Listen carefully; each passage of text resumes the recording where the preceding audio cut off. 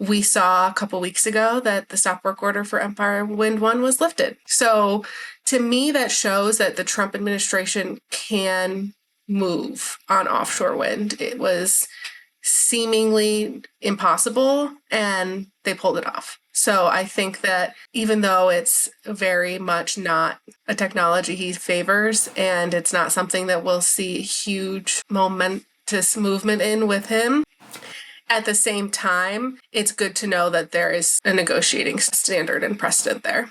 Offshore wind was certainly one of the most talked about energy topics on the presidential campaign trail, especially by President Trump last year with a rally in Wildwood, New Jersey, where he railed against offshore wind. So how has that impacted the industry, and where does that industry stand now? We have the perfect guest to answer those questions. This is Plugging In. I'm Barry Wygel. Welcome to Plugging In, powering our way to a brighter and healthier New York. I'm your host, Barry Wygel. Each episode on this podcast, we will discuss a different topic related to clean energy, explaining complex topics in a way you can understand. Become part of the community as we help to make a brighter and healthier New York. As the sun crests on the horizon, a new day dawns in our state. A new hope for tomorrow is rising, a clean future we create. Tomorrow we breathe easier, tomorrow the skies are clear. Today we are plugging in, the future of New York is here. Joining us on this episode is Alicia Gené Artessa, the director of the New York Offshore Wind Alliance. Alicia just had her 1-year anniversary in this role, and what a year it has been. Alicia, thank you for joining us. Thanks, Barry. I kind of can't believe it's only been 1 year. So how are you feeling about the offshore wind industry 1 year into this role? You know, it's an interesting space to be in. I feel like it's difficult to put into words, but I guess I would say cautiously optimistic. We have so much work to do here in New York, even though we're fighting for our lives on the federal level every day. There's just too much to do. So we can sit here and work and get back to our grassroots levels and really start doing a lot more public outreach, working on transmission, working on port infrastructure advocacy. And I think because that is sort of occupying our time here in New York, it actually feels more optimistic because those aspects of the industry can move forward and are moving forward. Yeah, good point. So you mentioned the federal level, uncertainty, all that. So last year, President Trump was very hostile to offshore wind on the campaign trail, especially in New Jersey with that big campaign stop in Wildwood. How has that rhetoric played out since he's been in office? Well, interestingly, on Inauguration Day, which was also my first day back from maternity leave, we had an executive order banning all future leasing for offshore wind and essentially putting on hold all wind energy projects, so on and offshore, because of permitting review. So that was sort of the worst thing we could have imagined for day one, and it got worse from there. We saw New Jersey's projects basically disappear, layoffs across the board, and then fast forward to April, and we had a stop work order here in New York on our own project, Empire Wind 1. I'd like to note this is all happening during the legislative session in Albany when we were in the middle of crafting a policy report for New York and working on transmission regulations. So it's like you have a day job and then you have a whole second job when it comes to the federal level stuff. So it's been a lot. It's been a difficult time for us. But at the same time, you know, Governor Hochul has really doubled down her commitment for offshore wind, and that has proven to be really successful and fruitful for the industry. And we're so grateful to her and her team and NYSERDA for all the work they did, because we saw a couple weeks ago that the stop work order for Empire Wind 1 was lifted. So to me, that shows that the Trump administration can move on offshore wind. It was seemingly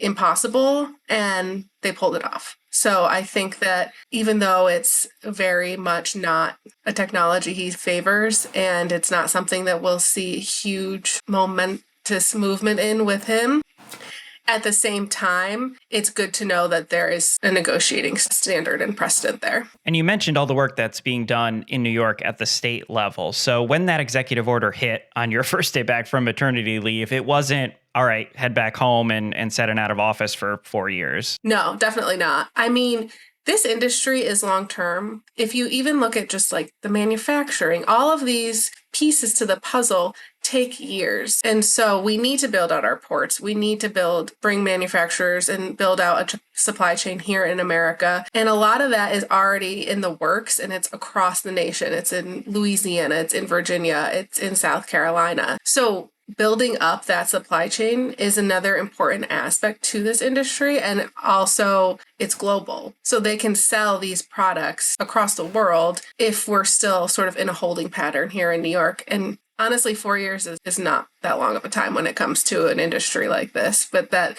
these projects are 25-year contracts. Yeah, and we did the episode previously with your predecessor, Fred, who talks about the lengths that it takes to get these projects built, and 8 to 10 years is not abnormal. No. And then especially when you talk about building out the supply chain and everything else. Right, 4 years is a short time in the lifespan of these projects for sure. So you mentioned Empire Wind 1 and the hurdle and overcoming that in April. What other projects are underway in New York? Yeah, so New York has one active project, South Fork Wind, off the coast of Long Island, that's currently delivering power to 70,000 homes on the island.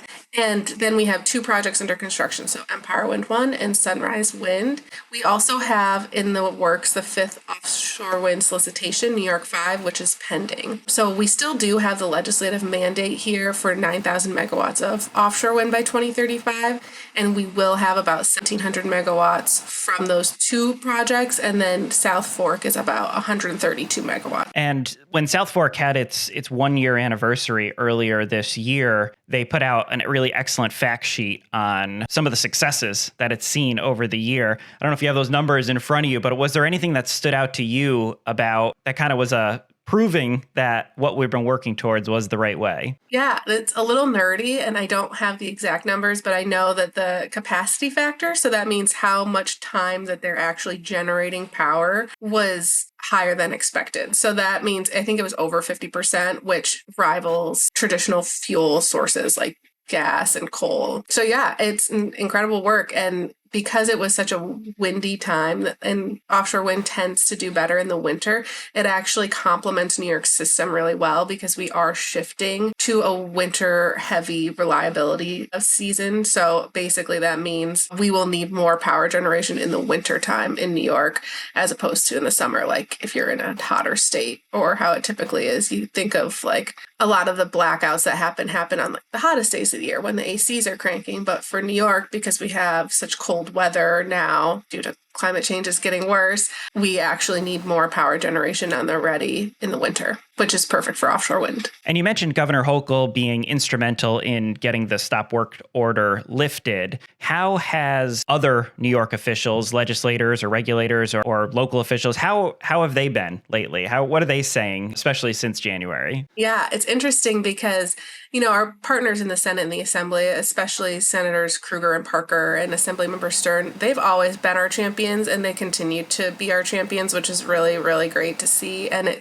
it just gives us that like level of comfort and security that we can continue to rely on the state legislature to put forth good policy to uphold the current law under the CLCPA. So those partners have been great. We've also seen like County Executive Ed Romaine is really a huge proponent for offshore wind on the island. And that's something that on the local level, you don't see people really putting their necks out for this industry as often. And I'll note that there were a few Long Island congressional members that were really campaigning on an anti-offshore wind platform last fall, and one in particular lost. So I think it shows that constituents actually are very supportive of this industry, and a lot of the public officials are responding to that. Obviously, because of the leadership changes in Washington, it's a little bit different nowadays, because we need to be a little bit more sensitive to how we message. And I know that a lot of New Yorkers have concerns about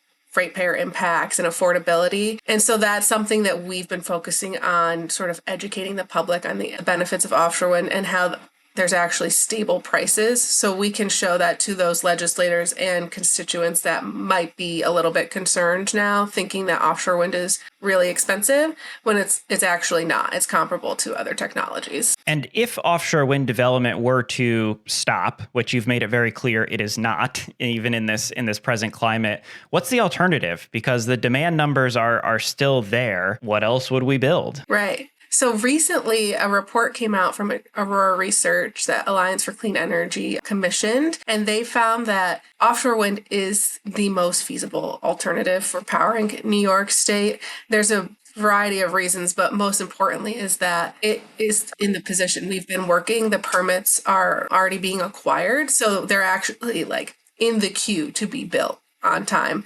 When you look at new technologies, especially things like small modular reactors and so small nuclear, natural gas, they're facing a lot of obstacles that offshore wind was facing a few years ago. So there's a supply chain issue. Natural gas turbines are in an 8-year delay. There's a technology development shortage, right? Like the nuclear that they're trying to deploy isn't actually ready to bring to market yet. So I think that there's a lot of conflation out there of like, oh, well, we can just go back to natural gas, or, oh, we can just like repower nuclear plants, but that's not actually possible. And so feasibly speaking, offshore wind is the only alternative. And I think most people see the benefits, the clean energy, the clean air that comes from offshore wind and all of that. But then they think, okay, but is it really going to be built faster than natural gas? And this report shows that it is. Yeah. And the facts are now showing with South Fork Wind being built and other projects moving forward for sure. Exactly. So